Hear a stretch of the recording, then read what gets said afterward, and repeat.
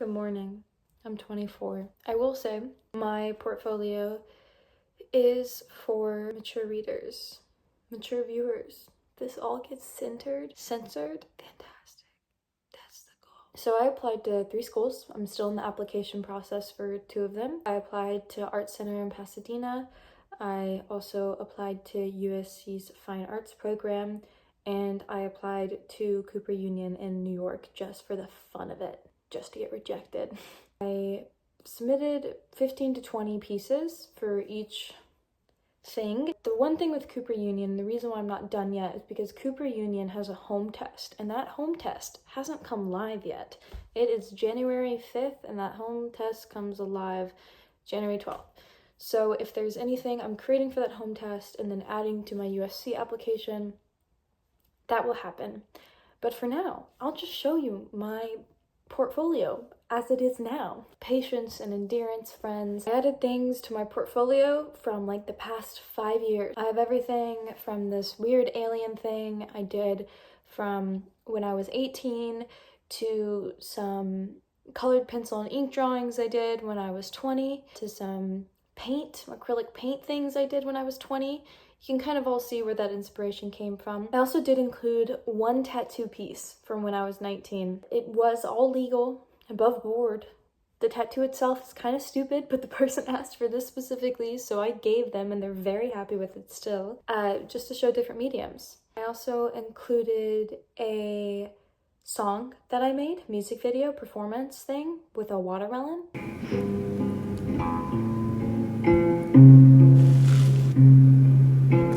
To add some spice into all of it, I included a clay thing I made, with a handle. Hey man, look, I'm just cruising through life. I don't know what to tell you. Those were kind of the different things I included. I also included a hand study that I did when I was at community college. I included a few live figure drawings.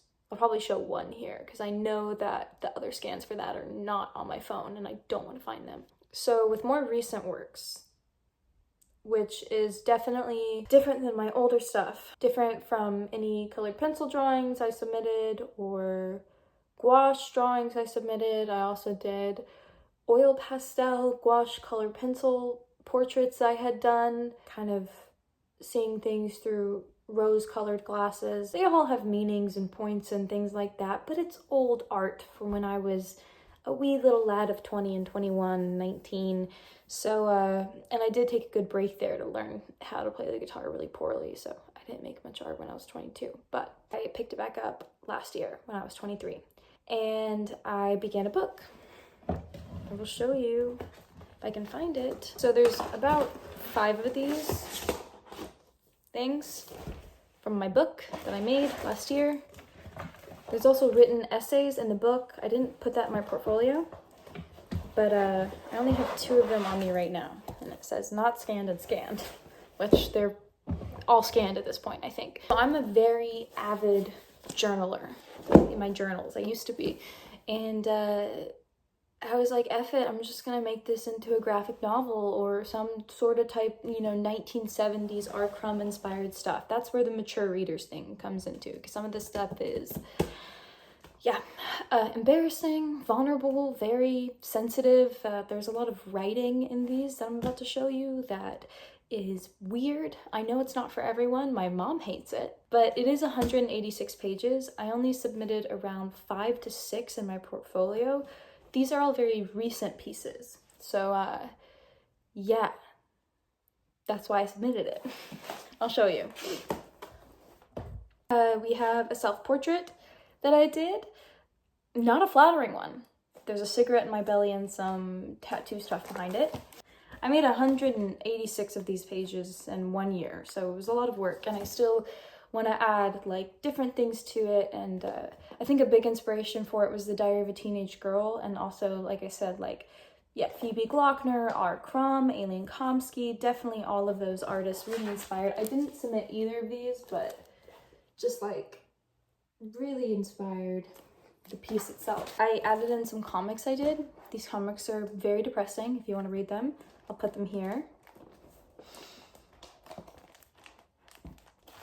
works on exposure and image and body, and a lot of people I know, because I come from a very conservative family, look at it and they see it as repulsive. I'm definitely embarrassed of an admissions office seeing it as repulsive, but it's just the art I make. I don't know what else to do than to just do what I do. This is another page I did not submit, but it's in there. Very much drawn to ink.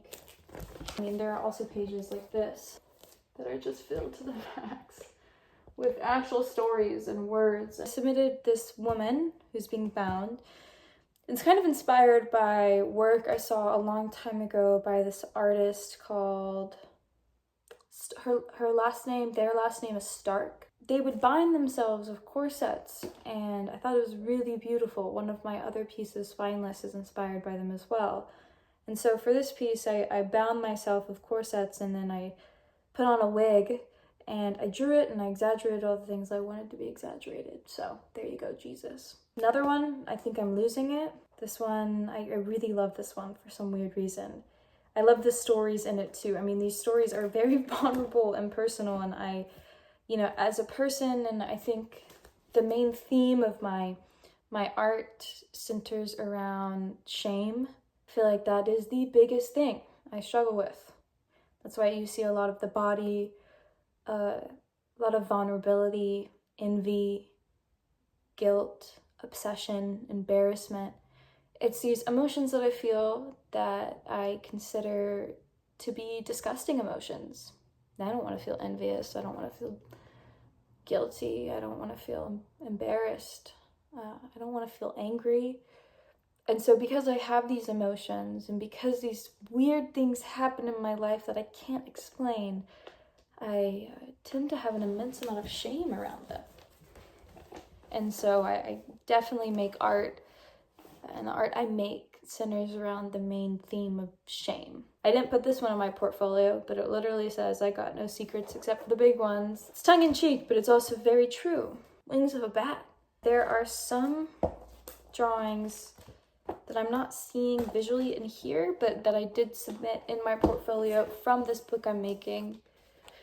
And currently took a pause on putting it together to apply to schools.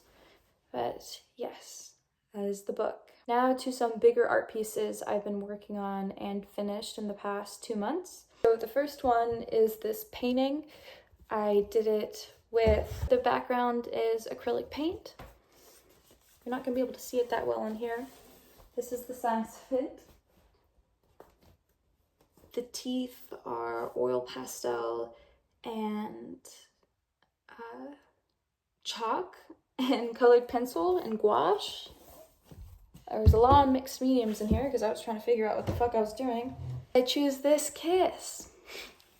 It was more of a study I wanted to do on mouths. I also wanted to do something big. And it's my friend's mouths. From top to bottom we have my mouth, because I needed a filler. We have my friend Akela's mouth, my friend Jamila's mouth, my friend Caitlin's mouth.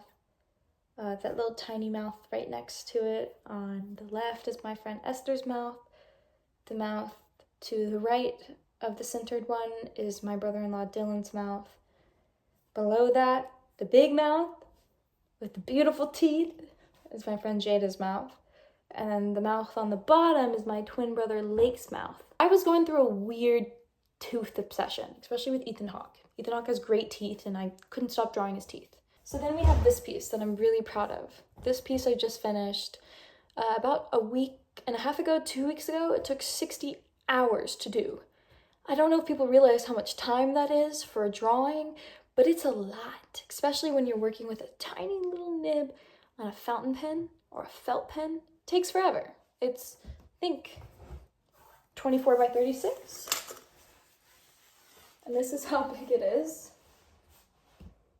There's glare, but I will also show you the scan of it. So for this one, it's about the end of a long-term relationship with someone twice my age. I think the core themes of it are idealization, romanticization, feeling like a fish in an aquarium being looked at. I definitely do want to do bigger pieces like this. The next one, I really want to do gouache underneath. So we're gonna see about that. I think that's kind of it, man. The applications themselves took forever.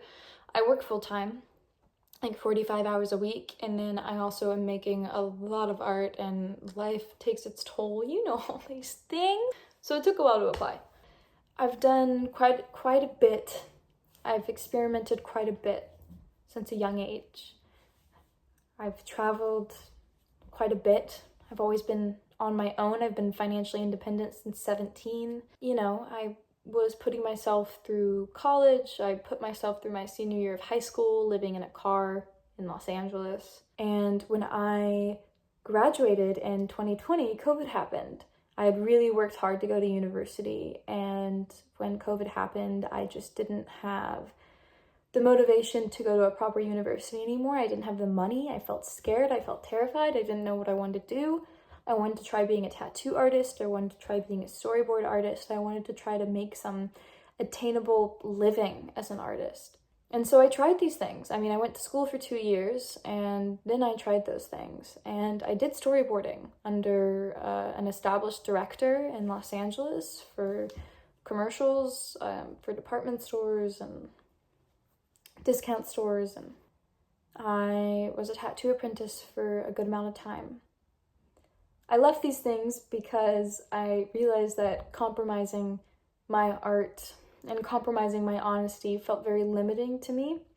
I'd rather work a regular smegular job and make art in a way that feels honest. My medium told me once, granted, whatever you believe about mediums is so fair, but she said this thing that really enlightened me. It first made me upset, but she said, you create art because it makes you feel safe. And at first I was upset, not to her, but internally I was like, nah, I create art because I just can't help it. It's the way my soul was built. And I really began to think about it, and it's true. I create art because it makes me feel completely safe, and I rarely feel safe. So making money from my art, it took away me wanting to create art outside of work, and it took away this type of safety and expression I had. For a long time, I thought art school was stupid until I got to the point of desperately craving a specific type of artistic community, and craving critique, professional critique, and craving rigor and studio time and being a kid again. I mean, I have been on my own for so long, and I've had a very charmed life, don't get me wrong, but I have, with my own choosing, for a lot of it, been busting my butt for a while, trying to adult it, and trying to work full time and all these different type of things, pay for my own apartment while all my friends are still in school getting their masters. And yeah, if I can get enough financial aid to be able to go to school, which might be completely impossible because I'm not taking out more loans or more loans than I need to, I would love to be back in an academic setting. I would love to learn. I would love to be part of a community. My ideal job is to be a fine artist, is to be a studio artist. I don't want to do animation. I don't want to do tattooing. I don't want to do a trade in the art, because I know those things you don't need to go to school for. Like, literally what I want to do is to study and to grow, because I just want to learn more about myself and what I can do and be pushed to my limit. And if it's all a scam, my friend, that is okay. I was doing a fine arts degree at SMC. I loved it. If I don't even get in, if it's too much, if I can't afford it, if it's not feasible for me, I did it. I applied. I've never applied to university before, and I wanted to give myself that. And I feel old. I feel behind the curve a lot of the time. It feels like a big step. If you are thinking about applying to art school, with my life and my experience of doing this life thing for the time I've been doing it, I guess, what is that, 7 years now? as still a relatively young person and not too old to be too old. Financial freedom is important, especially in the world that we live in today. Taking on unnecessary debt can leave you in a place that feels very restrictive later on in life. I've experienced that. I've experienced extreme amounts of debt. I wouldn't do art school if I was going to be taking on extreme amounts of debt. I would only do art school if the school I was going to accepted my 2 years of community college and I was able to get a good amount of it covered by in-state tuition or financial aid. And USC does have a good financial scholarship program. So we will see. I've had many friends go there for free. That's all I'm saying, baby. Yeah, that's kind of it. That's my portfolio. I'm gonna go to bed now. I hope you enjoyed this. It did not give you a proper goodbye, so goodbye.